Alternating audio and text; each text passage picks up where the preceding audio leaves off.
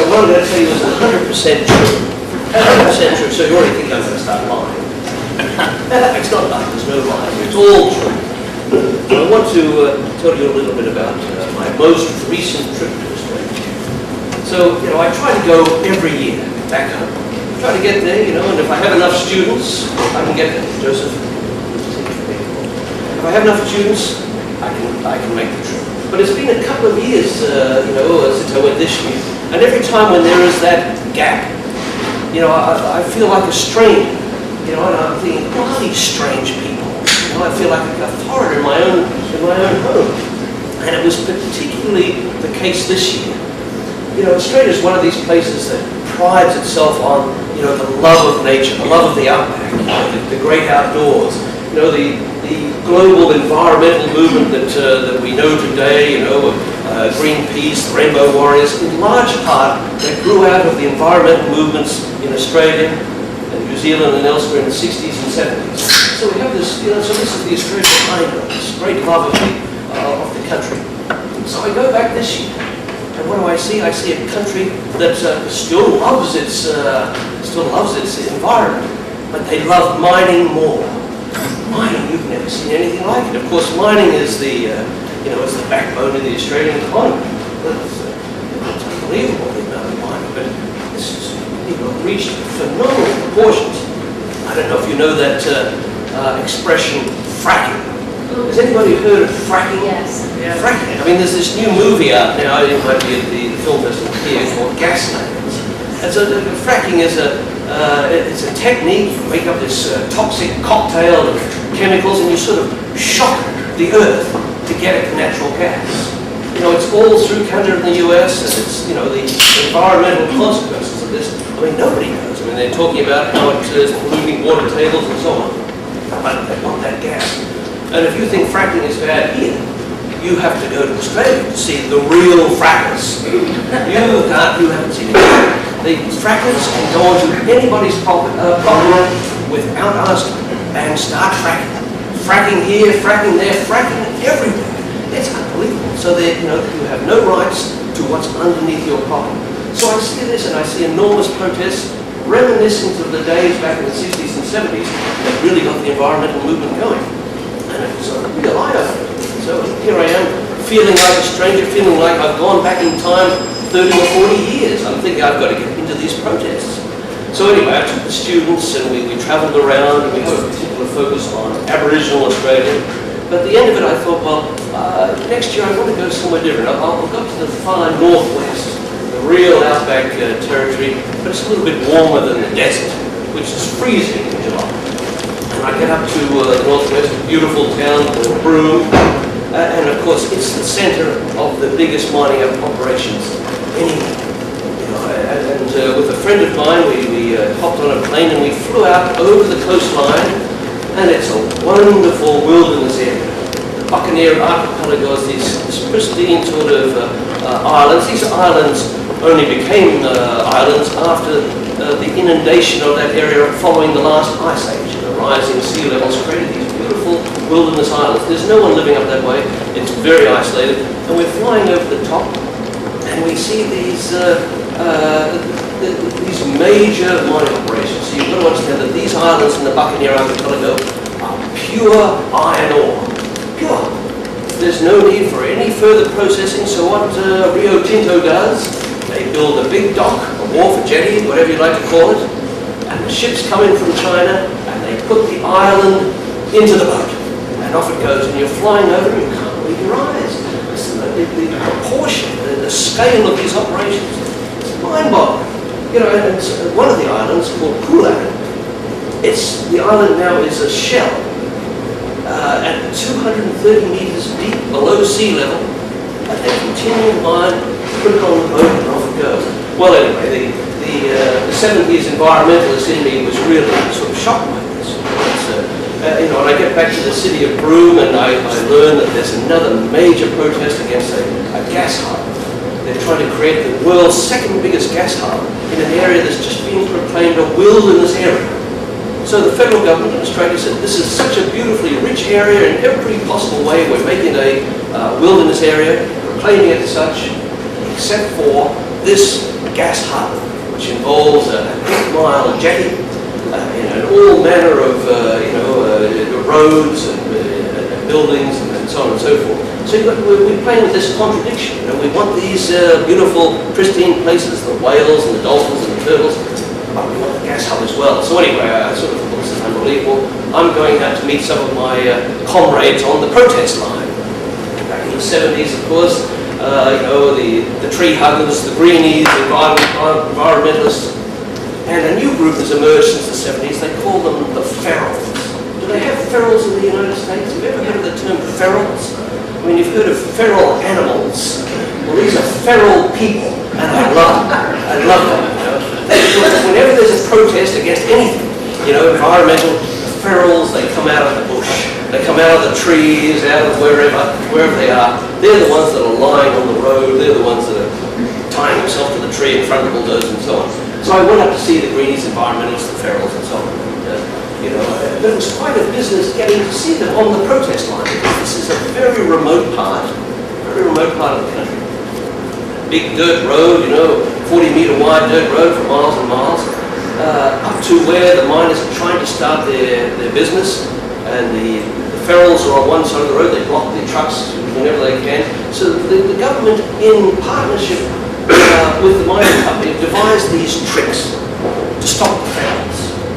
They don't want the ferals in there fouling up their projects. So what they've done is they've made this a mobile stop sign, like your stop sign here, but it's on wheels.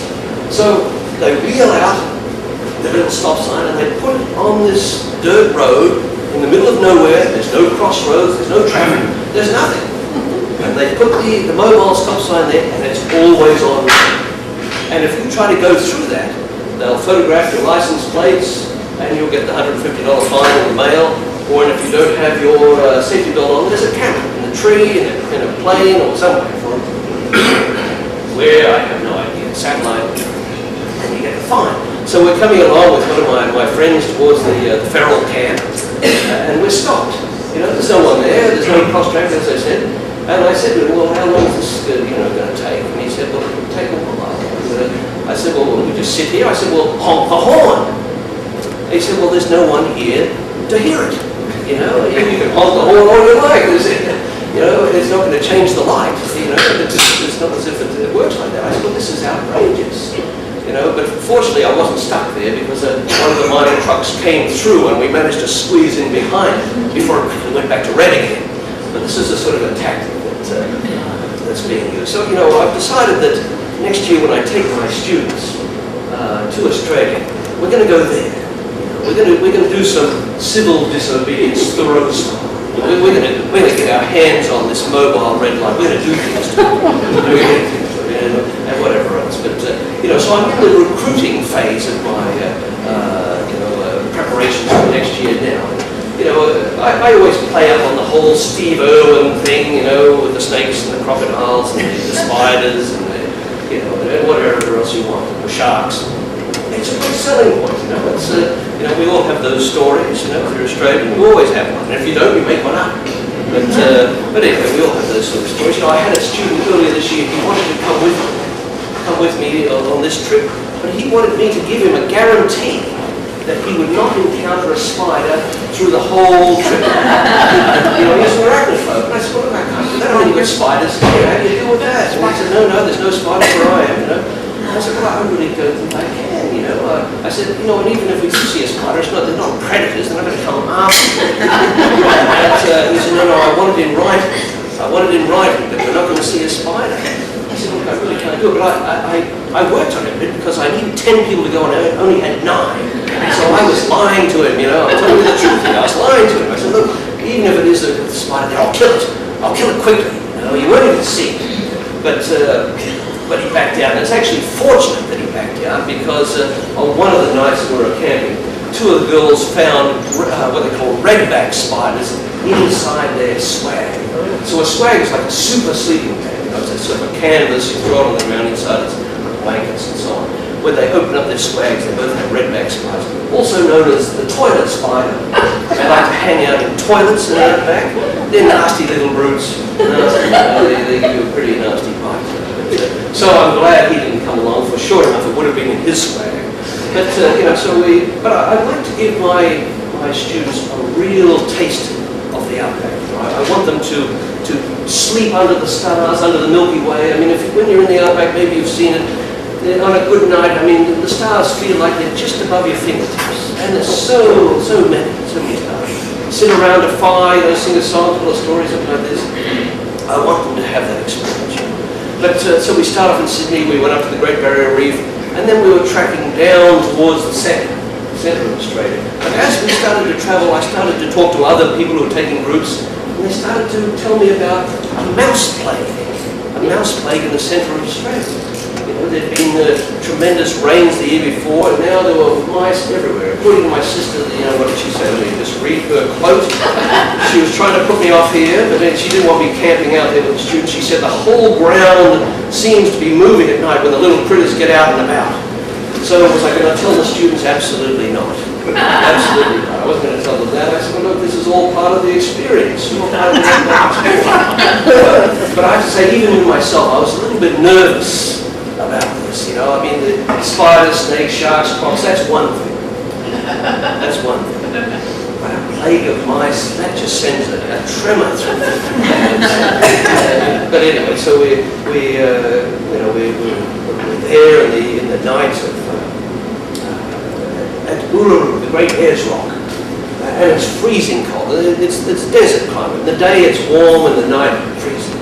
And the students are all in two sleeping bags, they're so cold, and then inside their swag, they've got all their clothes on, that's how cold it is, caps over their ears and this type of thing. And we're around the fire, and everything's going well, no talk with mice, no, they don't know anything about mice.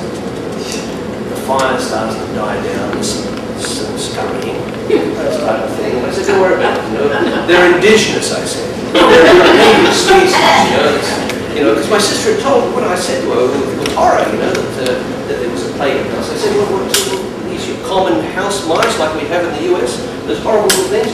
She said, no, they're indigenous. They're indigenous, they're a native species. I said, well, what's the difference? Oh, no, there's no difference whatsoever.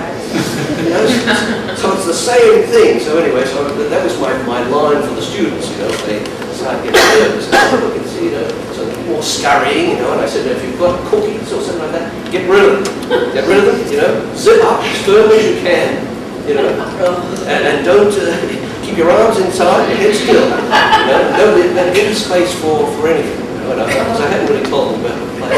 But then, of course, the fire goes down. They're on the point of sleep, and then the mice are everywhere. I'm thinking, I can't take this. Absolutely terrible. And of course, the first scream came when the mouse went into one of the rooms. Absolutely, she can't move though. She's completely. It's all like this. And so she's screaming. I don't know what. I assumed it's the mouse, but it could be a snake. It could be a dingo. It could be anything. Dragging around the thing. It's dark. It's got the stars. So I got the torch. We're all jumping up. What's going on? There's a mouse. It's squiggling around my feet there. I said, well, don't worry. It's like I think of it as a chipmunk. It's a native species. Just roll over. Forget about it. Like this. But then we got into someone else's sleeping bag, and then someone else's, and the whole place was alive with screaming. We woke up the whole camp. We all retreated to these sort of bungalows out the back there. But they were so tired then. I mean, they thought they were safe in that room, but there was as many mice in that room there as anywhere else. So this coming year, I'm not going to go to December. The mice plague will probably be gone, but I'm going to go to the northwest. I want my students to meet that other indigenous species, the feral. I want them to meet the ferals and join in with them and get some good work happening.